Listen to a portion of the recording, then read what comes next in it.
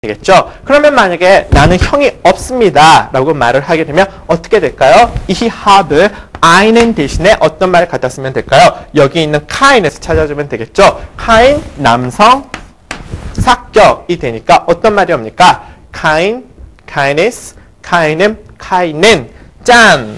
예, keinen 화려한 등장입니다. keinen을 그대로 갖다 쓰시면 됩니다. Ich habe kein 는 보다 하게 되면 나는 형제 없습니다. 이런 말입니다. 그러면 중성도 나온 김에 하나 배워볼까요? Ich habe Auto 라는 말을 해볼까요? Ich habe Auto. Auto 뭐였죠? 자동차라는 의미였었죠. 자동차 성이 뭡니까? 중성이었죠. Das Auto. 자, 중성 몇 격이 와야 되죠? 당연히 haben 동사이기 때문에 4격이 와야 되겠죠. 나는 차 한 대가 있습니다. 그러면 어떻게 말하죠? 중성 ein, eines, einem, ein 해서 여기 ein을 붙여주시면 나는 차 한 대가 있습니다. 이런 말이 되는데요. 나는 차가 없습니다. 이런 말이 오게 되면 어떻게 될까요?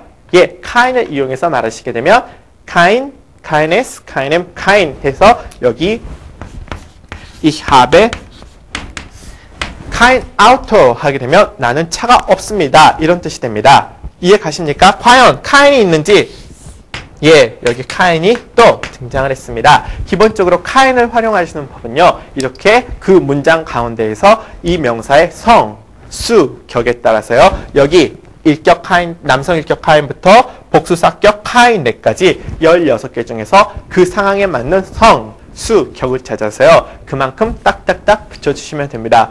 여러분, 그런데 어떤 문장을 여러분이 뭐 쓰는 것도 아니고 만약에 말로 해야 되는 경우 머릿속에서 여기 오는 건 뭐 남성이고 남성 3격이니까 kein, keines, keinem, keinen이 와야겠구나. 아니면 뭐 중성 4격이니까 kein, keines, keinem, kein이 와야겠구나. 이렇게 해서 머릿속에서 하나하나 세시다 보면 어떻습니까? 눈만 껌뻑껌뻑 꿀먹은 벙어리 형상이 되기 쉽죠. 그렇기 때문에 여러분 툭 치게만 하면 바로 kein, keines, keinem, keinen, keine, keiner, keiner, keine, kein, keines, keinem, kein, keine, keiner, keiner, keinen, keine 해서 툭 치게만 하면 줄줄줄 나올 정도로 많이 여러분이 연습을 해 두셔야죠. 나중에 실제적으로 회화를 하게 되거나 이런 상황이 되면요. 머릿속으로 일일이 하나하나 추려가면서 생각하실 시간이 없거든요. 그러니까 하루에 한 두세 번씩만 계속해서 꾸준히 한 일주일 정도만 하시다 보면요. 거의 자다가도 벌떡 일어나서 아이는 이런 식으로 줄줄줄줄 튀어나올 정도가 돼야지 나중에 회화를 하시는데도 지장이 없을 겁니다. 그렇기 때문에 그만큼 다시 한번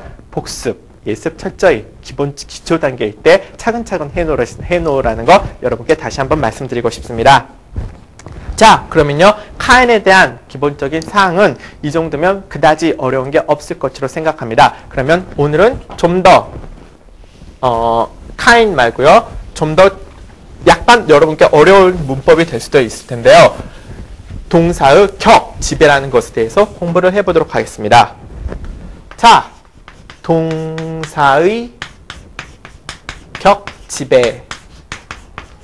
격이란 거 이제 여러분 아무런 어려움 없이 낯설지 않고 굉장히 익숙하게 보이시죠? 격, 일격, 주격, 이격, 소유격, 삼격, 여격, 사격, 목적격, 일격, 이격, 삼격, 사격 그것을 의미하는 격인데요. 동사의 격, 지배라는 말 이건 뭘까요? 예, 기본적으로 동사의 격, 지배라는 말은요.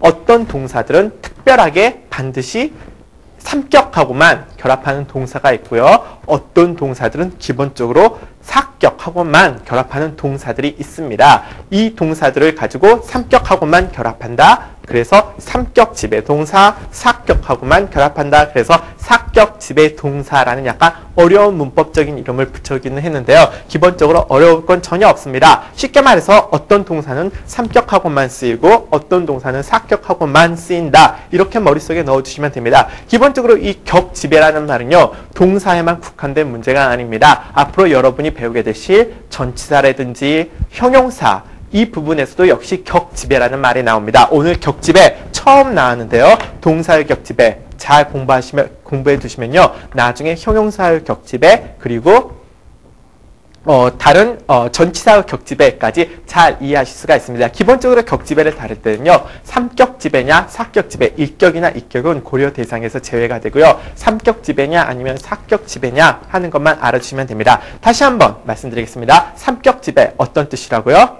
항상 3격하고만 쓰인다. 쉽게 말해서 누구누구에게 해당되는 말만 쓰인다는 거겠죠. 3격 부정관사만 한번 외워볼까요? einem, einer, einem 하고만 쓰이고요.